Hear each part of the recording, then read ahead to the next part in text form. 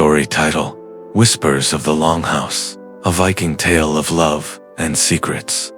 The cold wind whispered through the towering pines surrounding the village of Skjoldheim, carrying with it the scent of pine resin and the distant murmur of the fjord. Night had draped its heavy cloak over the land, the stars shimmering faintly above like scattered silver beads. Inside the longhouse, a great hall warmed by the crackling fire.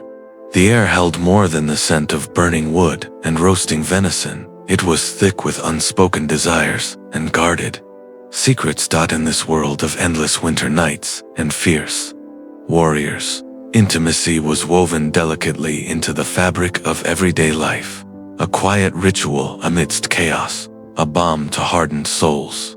Here, beneath the carved wooden beams and alongside the flickering shadows, love and longing danced a subtle dance, whispered in poetry and concealed behind laughter. Ira, a young woman with eyes like stormy seas, sat near the hearth. Her fingers traced the worn leather of an old skald's book, where verses of love and courage had been penned long before her time. Her heart beat faster, not from the cold, but because tonight, like many nights before, the firelight flickered on a secret that might unravel her world. In the shadows, her betrothed Bjorn, a burly warrior with scars, as many as the tales he carried, approached. His voice was low, roughened by years of battle but softened when it reached her ears. "Ira," he said, "the winds tell stories, but none as fierce as what I feel for you." Yet, beyond this tender moment, the village whispered of rival clans, shifting alliances, and the weight of honor that bound them all. In a land where marriages sealed political pacts and broken vows could mean exile or death, how would a simple longing survive? Tonight, as the longhouse held its breath, stories of love, power, betrayal, and ancient magic began to stir, for in Skjoldheim, nothing was ever truly hidden. Not even the secrets whispered behind closed doors. The village of Skjoldheim was nestled between jagged cliffs and the restless fjord, a patchwork of wooden longhouses clustered under towering pines.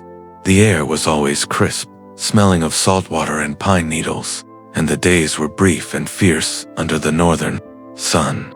Here, survival was a daily battle against the cold, against rival clans, and even against the harshness of fate itself. The people of Skjoldheim were a hardy folk, fishermen, farmers, warriors, and skalds, all bound by tradition, honor, and the whispers of the old gods.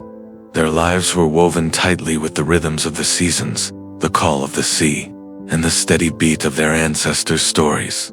The longhouse, heart of community and intimacy at the center of this village, stood the great longhouse, a towering wooden structure crowned with carved dragon heads that caught the wind like watchful sentinels.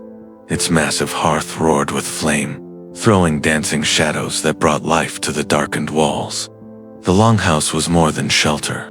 It was the soul of the village, a place for feasts, storytelling, forging bonds, and the subtle intimacies of life. Privacy was scarce.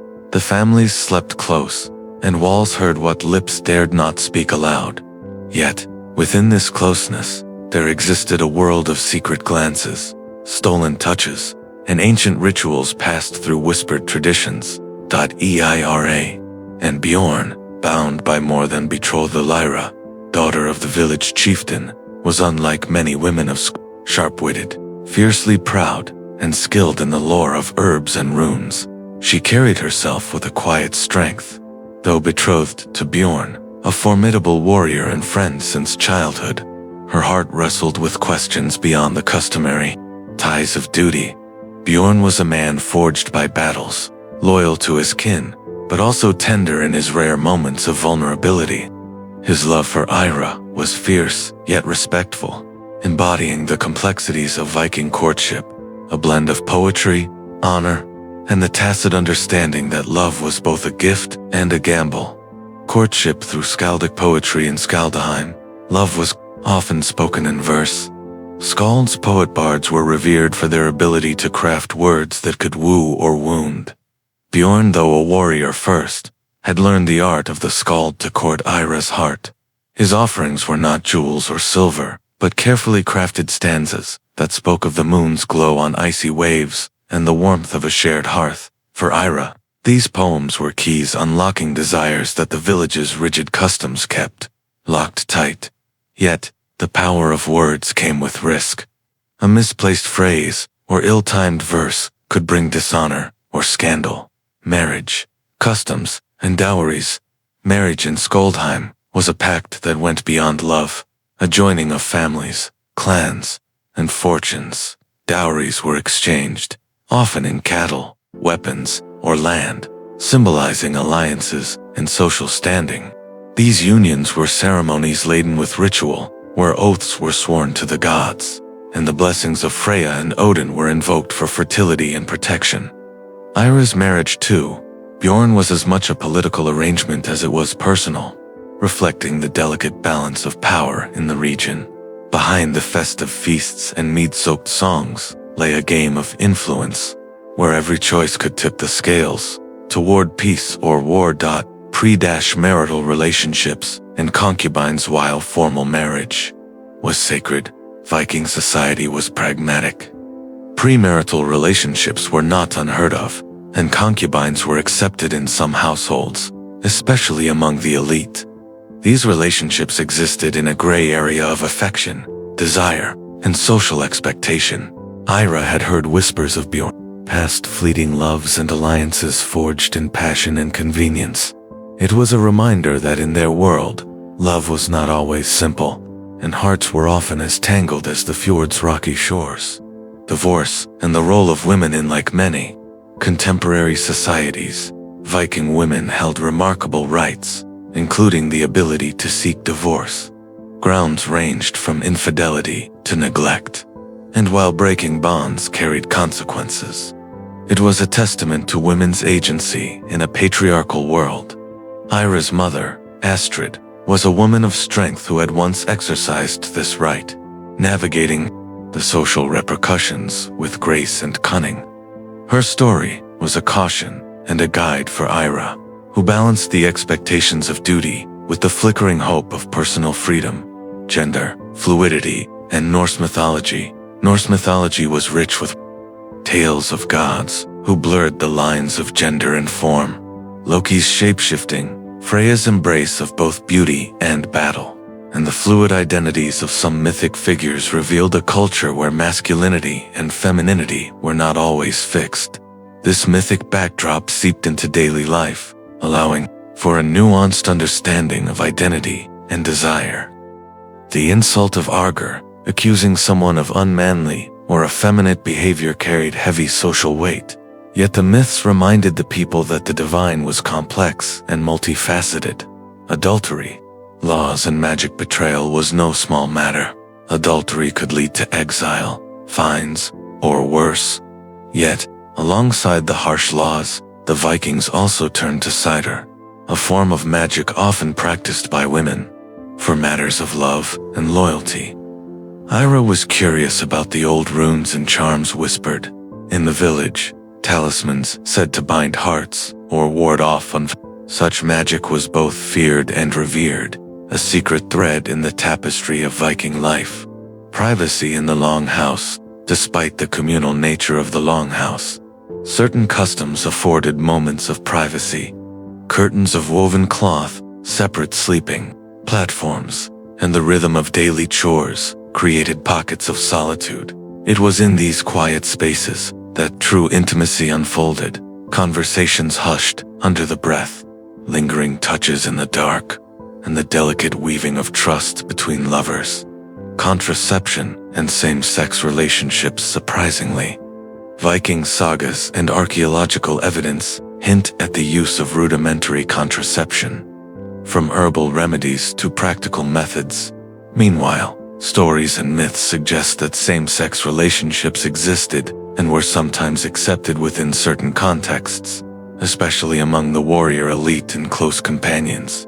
These glimpses of openness contrast with the often rigid social expectations, painting a picture of a society both complex and pragmatic about love and desire. Closing of setups. the night deepened in Skjoldheim. The village was alive with a soft hum of life, children's breath and sleep, the scrape of tools in the forge, and the distant call of wolves. Ira and Bjorn's story was just beginning. Set against a world where love was both shield and sword, where every glance held meaning, and every secret might change the fate of many. The slow unraveling winter's grip tightened on Skjoldheim. Days grew shorter, and the cold settled deep into bones and stones. Ira felt it too, a restless unease stirring beneath her skin. The firelight no longer warmed as it once did. Instead, it revealed shadows she wished to ignore. Bjorn had returned from a raid on a rival clan. His body bore fresh scars, his spirit heavier than usual. He spoke little, but Ira noticed how his gaze lingered too long on the village's newcomer, a traitor named Seidr, whose laughter carried like a song through the Longhouse. Rumors whispered like icy drafts that Seidr was more than a traitor, that her presence threatened the fragile alliances bound by marriage and blood. Ira's heart tightened, the verses of Bjorn's skaldic poems feeling suddenly distant, like echoes from another life. The arrival of Seidr was unlike anyone Ira had seen, a woman who moved with the grace of a cat, whose eyes held secrets darker than the fjord's depths. She spoke many tongues, carried gifts from distant lands, and her stories dazzled the children and elders alike. But beneath her charm lay an enigma. Some villagers whispered she was a seidr, a practitioner of forbidden magic. Others saw her as a spy sent to unravel the village's unity. Bjorn's attention toward Seidr grew undeniable, stirring a storm inside Ira's heart. Was it jealousy or a premonition? The sacred vows, the political weight of their union, were they strong enough to withstand such temptation? Political intrigue and rival clans beyond the village, tension brewed like a storm on the horizon. The neighboring clan of Hrafnheim, led by the ruthless Jarl Eirik, coveted Skjoldheim's strategic position near the fjord. Skirmishes had become frequent, and whispers of war filled the taverns.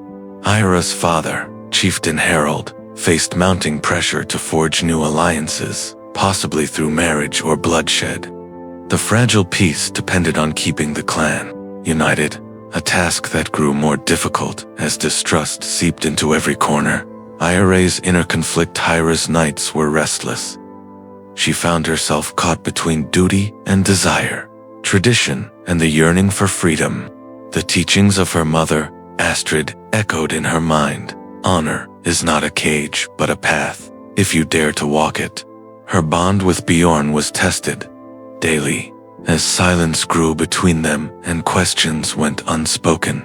The skaldic verses that once ignited passion now felt like chains, binding her to a fate she wasn't sure she wanted. Secrets in the shadows. One evening, as snow fell gently over Skjoldheim, Ira discovered a hidden parchment in Bjorn's belongings, a poem not meant for her eyes. Its verses spoke of longing, but also of promises made to another, someone named Seidr. Her world tilted. Was Bjorn's heart truly hers, or shared with the mysterious stranger who had so quietly unsettled their home? The role of magic and the gods. The villagers whispered of signs and omens. The ravens circled ominously. The northern lights danced with unusual fury, and the seers of the village muttered warnings of betrayal and change. Ira turned to the runes and the old gods, seeking guidance. She performed rituals by the frozen river, hoping to glimpse the path ahead, to understand whether love, loyalty, or fate would claim her soul. Rivalry and betrayal. Jarl Eirik's agents moved stealthily, sowing discord in Skjoldheim. Suspicion fell on Seidr, whose alliances seemed as shifting as the winter winds. But some wondered if the true threat was closer, perhaps even within their own Longhouse. Ira's closest friend, Leif, harbored feelings she did not fully understand, adding another layer of complication. Was his loyalty to Bjorn, to her, or two ambitions hidden behind a quiet smile? A festival of shadows as the village prepared for Yule, a sacred time of feasting and celebration. Tensions simmered beneath the surface. traditions promised renewal and hope, but for Ira, the festival became a crucible of fear, desire, and the impending storm. Whispers filled the Longhouse, a love triangle, a curse, an ancient prophecy, all weaving together to shape the fate of those she loved. The breaking point, the rising tensions culminated one cold night when Bjorn confronted Sigrun in the Longhouse. Voices sharp and heated, Ira watched from the shadows, heart pounding, as secrets spilled like mead from a shattered horn. In that moment, the threads of love, loyalty, magic, and power tangled irrevocably. The peace of Skjoldheim trembled on the edge of collapse. Cold northern sky hung low and gray over Skjoldheim, as if the heavens themselves were weighed down by the turmoil brewing beneath. The Longhouse, once a sanctuary of warmth and shared stories, had become a stage for suspicion and whispered conspiracies. Ira moved through the village with a restless heart, her thoughts heavy with doubt and fear. After the explosive confrontation between Bjorn and Sigrun, the village divided into silent factions, watching one another like wolves circling a wounded prey. The elders exchanged grim glances, the young hushed their laughter. Even the children seemed touched by the tension, their games less spirited beneath the looming shadow of distrust. Ira's own soul felt caught in a tempest. The parchment she had found, the poem to Sigrun, was but the first thread in a tapestry of secrets that threatened to unravel everything. The verses spoke of passion, yes, but also of promises sealed with iron and blood, of hidden meetings in the moonlit forest, and oaths that defied the gods' sacred laws. Bjorn denied the worst, claiming the verses were old, relics of a youthful folly. Yet the fire in his eyes told another story, one of a man torn between duty and desire, honor and temptation. The knowledge that the man she loved had forged bonds beyond their union twisted in Ira's chest like a cold blade. Sigrun, meanwhile, remained an enigma wrapped in beauty and shadow. Her presence in Skjoldheim was no accident. The villagers agreed. The whispers grew louder that she was an envoy of Jarl Eirik, sent to spy and weaken their clan from within. Others feared she wielded seidr magic, enchanting the minds of men and bending wills to her secret cause. One crisp morning, as the first hints of dawn spilled over the fjord's icy waters, Ira sought counsel from the village seeress, Hilda. The old woman was said to speak to the gods and read the threads of fate in fire and bone. Her hut, built from twisted roots and moss, smelled of herbs and smoke. Hilda's eyes, clouded with age yet sharp with insight, regarded Ira with a mix of sorrow and warning. "The gods speak in riddles, child," she murmured. "The bonds of love and loyalty are tested by shadows. The ravens fly not just as watchers, but as heralds of change. Beware the gifts wrapped in silk and lies." Ira pressed for guidance, desperate for a path through the gathering storm. Hilda handed her a carved bone inscribed with runes. "This will show the way when the night is darkest. But be warned, the truth may break you as much as it frees you." Armed with the rune and a heart heavy with resolve, Ira returned home to find the village in further unrest. A messenger had arrived from Hafnheim, Jarl Eirik's stronghold. His words were blunt and Cold War was coming. Fragile peace was shattered, and alliances would be tested by blood. The political tension was a mirror of the personal. Ira's friendship with Leif, the quiet blacksmith who harbored unspoken love for her, deepened under the strain. He offered comfort and counsel, yet his own loyalties were a mystery. Was he a true friend, or a pawn in a game too dangerous for her to see?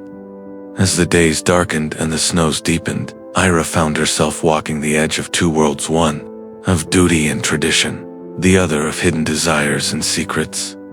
The old gods seemed distant, their favor uncertain, but the power of the seidr magic whispered to her from forgotten corners, promising insight and strength at a cost. One night, beneath the shimmering northern lights, Ira dared to perform a forbidden ritual by the river's frozen edge.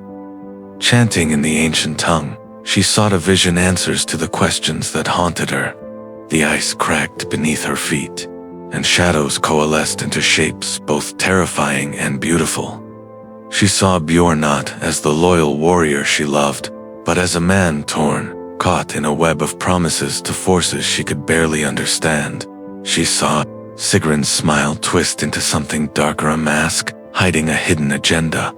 And most chillingly, she glimpsed a figure cloaked in raven feathers, watching and waiting for the clan to fall. The vision left her shaken but resolute. She could not allow Skjoldheim to be torn apart by betrayal and war, but to save her people, she would have to face truths that threatened to destroy the very foundation of her world. The days that followed were a whirlwind of accusations and fear. Bjorn withdrew into himself, haunted by ghosts, both real and imagined. Sigrun vanished into the shadows of the village, her allegiances more uncertain than ever. In the Longhouse, Ira confronted Bjorn one last time. "Tell me the truth," she demanded, voice steady despite the storm raging inside her. "Who are you, really?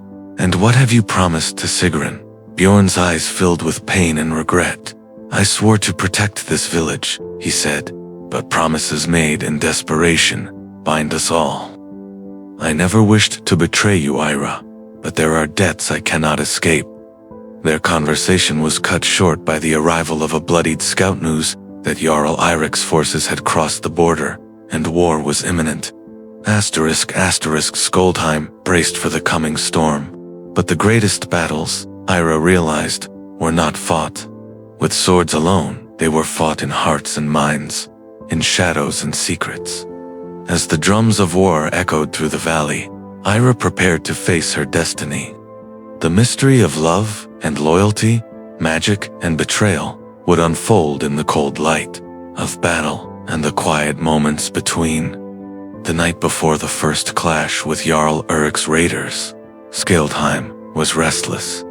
The air was thick with the scent of pine smoke and sharpened steel.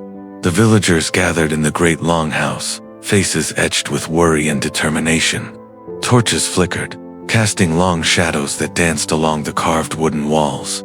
Ira sat close to the hearth, the runebone clenched in her hand. Her mind raced with conflicting thoughts. The loyalty she owed her clan, the love she once held for Bjorn, and the secrets that now threatened to tear them apart. Leif approached quietly, sitting beside her with the rough tenderness of a blacksmith's touch. "You carry a heavy burden," he said softly, "but you do not carry it alone." Ira glanced at him, searching for the truth behind his calm eyes. She wondered how much he knew, and how far his loyalty truly extended. Was he a steadfast friend, or a hidden threat? The questions gnawed at her like winter's chill. Outside, the wind howled through the trees, carrying with it the distant sound of war horns. The enemy was near, but it was the unseen enemies in the hearts and minds of those closest to her that frightened Ira most. That night, under a sky swirling with the eerie green of the northern lights, Ira made a choice. She would seek out Sigrun, confront the woman who had stirred so much chaos, and uncover the truth hidden beneath layers of charm and deceit. Their meeting was charged with tension. In the quiet of a snow-dusted glade, the two women faced each other, one fierce and proud, the other enigmatic and alluring. Sigrun's voice was soft but edged with steel. "You seek answers, Ira, but some truths come with a price." "What price?" Ira demanded. "Tell me why you are here. What have you done to Bjorn? To my people?" Sigrun smiled, a sad curve of lips. "I came as a traitor, yes, but also as a messenger of change. The old ways are breaking. Loyalties shift like the tides. Your clan stands on a precipice." She spoke of distant wars, shifting alliances, and a prophecy whispered in foreign tongues, a shadow that would fall over Skjoldheim unless the past was confronted and the future forged anew. Ira listened, torn between suspicion and a strange sympathy. She realized that the true battle might not be fought with axes and swords, but with courage to face uncomfortable truths and forge unexpected alliances. Returning to the village, Ira found Bjorn at the edge of the fjord, staring into the dark waters. His burden weighed visibly upon him. "I do not expect forgiveness," he said quietly. "But know this, all I have done for Skjoldheim, for you." The sincerity in his voice stirred something deep within her. Hope, perhaps, or the fragile ember of trust. Days later, the clash came. Steel rang against steel, cries echoed through the fjord, and blood soaked the snow. Ira stood beside her people, the rune bone warm in her hand, her heart steady with resolve on the chaos. Secrets were revealed, hidden allies emerged, betrayals cut deeper than any blade, and the true nature of loyalty was tested. Through it all, Ira discovered that love and duty were not always opposed, but sometimes intertwined in the most unexpected ways. The storm breaks the dawn of battle was a blood-red sky bleeding into the frozen fjord. Skjoldheim's warriors gathered, faces hardened, breath steaming in the biting air. The Longhouse stood empty behind them, its walls echoing with the ghosts of past feasts and whispered secrets. Bjorn's axe gleamed as he led the charge, his voice rising in a battle cry that shook the hills. Ira watched, heart torn between fear and fierce pride. She gripped the runebone tightly, the old magic humming faintly through her veins. The enemy descended like a pack of wolves, their war cries piercing the morning stillness. Steel clashed with steel in a storm of fury and blood. The ground was churned with snow and mud, the air thick with smoke and screams. Betrayal revealed amidst the chaos. A shadow moved unseen. Leif, the blacksmith, revealed himself to be a double agent. His quiet loyalty had been a mask for betrayal, and he struck at Bjorn's back when the warrior was surrounded. Ira's scream cut through the battle as Bjorn fell wounded, blood blossoming across his chest. Rage and heartbreak surged through her, and she rushed to his side, refusing to abandon him even as enemies closed in. Magic and myth desperation unleashed power long dormant. Ira raised the runebone and chanted the ancient words taught by Hilda. Flames danced at her fingertips. Shadows twisted and writhed, and the very earth seemed to respond. The gods themselves appeared to intervene. Ravens circled overhead. Howling winds carried the scent of battle and sacrifice. Ira became a conduit of ancient forces, turning the tide and holding back the enemy's advance. The duel of fate at the battle's heart. Ira confronted Sigrun, no longer a mere traitor, but revealed as a powerful Psychona with ties to Eirik. Their confrontation was a clash not just of steel, but of wills and magic. Words became weapons, curses hung heavy in the air, and the very fabric of reality seemed to strain under their conflict. Each strike of their blades echoed with the weight of prophecy, each spell a prayer to gods old and new. The choice as the fight reached its crescendo, Ira faced a choice to use the full destructive power of the seidr magic and risk losing herself to darkness, or to find another way to save her people and the man she loved. In that moment, the memories of her mother's wisdom, Bjorn's promises, and the village's fragile hope converged. Ira chose mercy and strength born of love, breaking the cycle of vengeance and betrayal. Victory and loss, the enemy was driven back. The clan's war quelled for now. But victory came at a cost, wounds both seen and unseen. Bjorn survived, but was forever changed. Leif was cast out, a reminder that betrayal often wears a familiar face. Skjoldheim stood battered, but unbroken. The Longhouse's walls holding new stories of sacrifice and courage. The snow melted slowly beneath a pale spring sun, softening the edges of Skjoldheim's scars. The Longhouse stood quiet now, its wooden beams warmed by the gentle light filtering through the high windows. The war was over, but the echoes of battle remained in the hearts of those who lived. Ira sat by the hearth, the rune bone resting on the table beside her. The power she had wielded still whispered within her, a reminder of the thin line she had walked between light and shadow. Yet, she was no longer afraid. The trials had shaped her, tempered her resolve like steel forged in fire. Bjorn's wounds had healed slowly, and with them, the barriers between them began to fall. He spoke less of battles and more of dreams of peace, of home, of a future he hoped to build with Ira. Their love, tested by fire and betrayal, was renewed in quiet moments and shared glances. The village began to mend as well. Walls were repaired, fields tilled, and laughter returned to the Longhouse. The seasons turned, carrying away old fears and planting seeds of hope. The people remembered their ancestors' strength, but also their capacity for forgiveness and growth. Eira visited Hilda one last time, seeking guidance and blessing. The seeress smiled, her eyes twinkling with ancient wisdom. "You have walked the path few dare to tread," she said. "Remember, true power lies not only in magic, but in the courage to choose peace." The story of Skjoldheim became one told by Skaldis and mothers, a tale of love, sacrifice, and the enduring strength of a community bound by honor and heart. And beneath the endless northern sky, life went on quietly, bravely, with the soft murmur of whispered secrets and the steady pulse of ancient rhythms.